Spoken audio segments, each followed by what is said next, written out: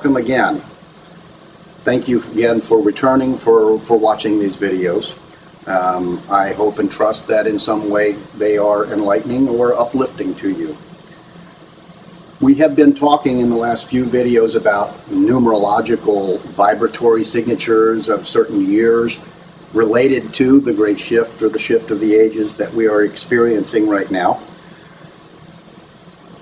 Today I just want to go off on a little bit of a tangent with this number business, and then we're going to stop with it for a while. Now, the tangent I want to go off on is all of these vibratory signatures are based upon the years as we describe them, okay?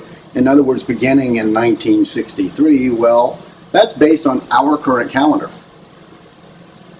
When we look at such things as the end of the Mayan calendar, when did that calendar begin? And if we used those years from before the change of calendar, before the change into what we call AD, and add those to the years that I am suggesting, what kind of numbers do we get? What kind of vibratory signatures are there? Let's see if there's any difference. First of all, let's start. Well, it didn't want to work. Okay. The Mayan calendar, as we understand it, as has been interpreted over the last 20 to 30 years, is believed to have begun around the year 3114 BC. Okay? So, to find out what kind of vibratory signatures we have, if we use that as our starting point, and we add to that the dates that we have looked at, we'll begin with 1963. And what do we get? All right?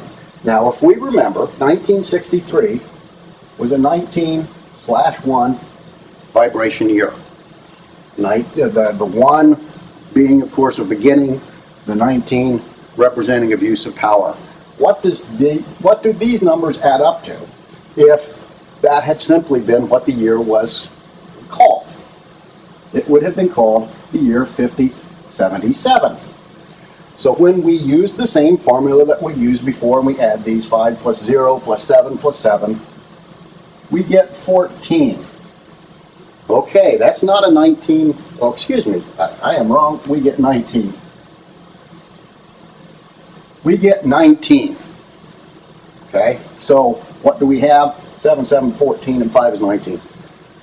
We have exactly the same thing that we had before, correct? All right. So, if we then take the same formula and we apply it to the next year in our sequence, to this year, 2012, what do we get? Now, first of all, what was 2012? It was a 5 vibratory signature. That indicates change. What do we get when we add these together? 5126. When we go through with the formula of these, 5 and 1 is 6, and 2 is 8, and 6 is what? 14. Okay, when you add the 1 and the 4 together, you do get a 5. Now, this is interesting because the 14 also is a karmic debt number.